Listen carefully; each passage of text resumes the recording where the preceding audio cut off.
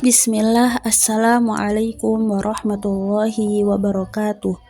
Alhamdulillah wassalatu wassalamu ala rasulillah amma ba'du. Segala puji bagi Allah yang telah memberikan kesehatan serta rahmatnya kepada kita semua. Salawat serta salam kita panjatkan kepada Nabi Muhammad SAW yang telah membawa kita menuju jalan yang benar.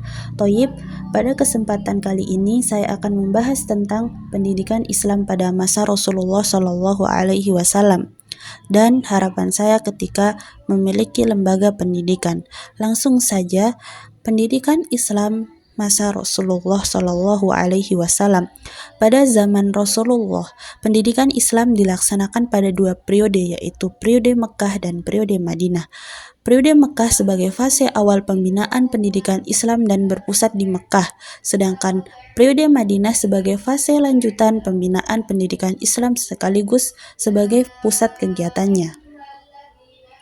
Sistem pendidikan pada masa Rasulullah. Pendidikan pada masa Rasulullah tidak bersifat formal seperti sistem pendidikan yang ada sekarang. Namun, sistem pendidikan pada masa Rasulullah sangat terstruktur dalam bentuknya yang sederhana. Tidak ada lembaga pendidikan formal seperti sekolah ataupun universitas yang mengajarkan ilmu pengetahuan secara sistematis seperti yang kita kenal sekarang. Namun, melalui metode pengajaran yang berbasis pada pendekatan langsung, Rasulullah SAW berhasil mentransformasi masyarakat Arab yang sebelumnya gelap akan ilmu pengetahuan menjadi masyarakat yang penuh semangat untuk belajar dan berinovasi. Salah satu ciri khas pendidikan pada masa Rasulullah adalah pendekatannya yang berbasis pada integrasi antara ilmu pengetahuan dan akhlak. Rasulullah SAW tidak hanya mengajarkan umat Islam untuk menjadi cerdas dalam hal agama, akan tetapi Rasulullah juga menekankan pentingnya untuk hidup sesuai dengan nilai-nilai moral yang diajarkan oleh agama Islam. Oleh karena itu, sistem pendidikan pada masa Rasulullah sangat menekankan pada pembentukan karakter dan akhlak yang mulia. Tenaga pendidikan pada masa Rasulullah. Tenaga pendidikan pada masa Rasulullah hampir tidak dapat dipisahkan dari beliau sendiri. Rasulullah merupakan seorang pembawa risalah Islam. Rasulullah adalah manusia yang paripurna, manusia yang sempurna dan guru terbaik bagi umat Islam. Beliau tidak hanya mengajarkan dan mendidik, akan tetapi juga menunjukkan jalan. Kehidupannya demikian memikat dan memberikan banyak inspirasi kepada umat muslim. Sedangkan Rasulullah mendapatkan pendidikan langsung dari Allah Ta'ala sebagaimana yang beliau sabdakan, Tuhanku telah mendidikku, maka menjadi baiklah pendidikanku. Kemudian sarana pendidikan pada masa Nabi Muhammad pada masa Rasulullah SAW. Sarana pendidikan Islam adalah tempat berlangsungnya atau proses berlangsungnya pendidikan pada masa Rasulullah SAW. Di antara sarana yang digunakan pada pendidikan Rasulullah SAW yakni rumah tempat pendidikan Islam yang pertama dalam sejarah Islam, yakni rumah sahabat yang mulia Al-Arqam bin Abil Arqam. Di sini Rasulullah SAW mengajarkan dasar-dasar atau pokok agama Islam kepada sahabat-sahabatnya. Di sini pula Rasulullah SAW membacakan ayat-ayat Al-Quran kepada pengikut-pengikutnya, menerima tamu dan orang-orang yang hendak memeluk agama Islam dan menanyakan hal-hal yang bersangkut paut dengan agama Islam.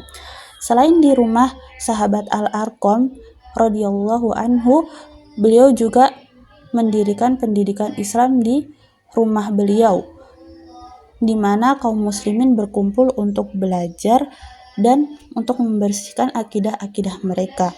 Yang kedua, sarana yang digunakan yakni masjid. Pendidikan dalam Islam erat sekali hubungannya dengan masjid.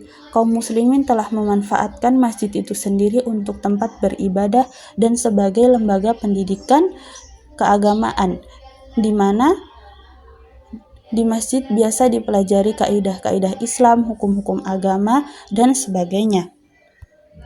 Masjid pertama yang digunakan atau yang didirikan Rasulullah adalah Masjid Quba di luar kota Madinah. Di Masjid Quba tersebut, Rasulullah memberikan pelajaran kepada sahabat-sahabatnya mengenai masalah keagamaan dan masalah duniawi.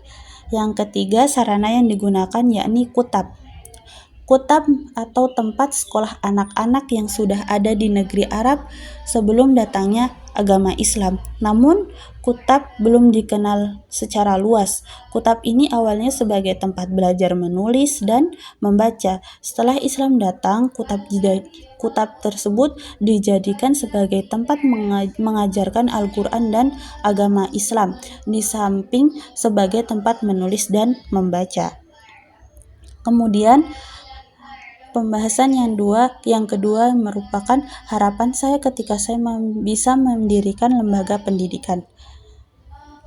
Harapan saya yaitu saya ingin mendirikan lembaga pendidikan anak usia dini.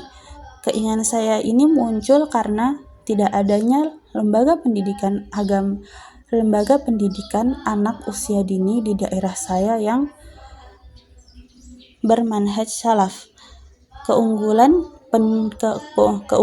pendidikan anak usia dini yang ingin saya dirikan yaitu sudah mengajarkan anak sejak dini menghafal Al-Quran, mentaati peraturan yang sesuai dengan Al-Quran dan As-Sunnah, serta memahami dan mengajarkan pemahaman yang sesuai dengan para salafus sholih dan mencetak akhlak yang mulia.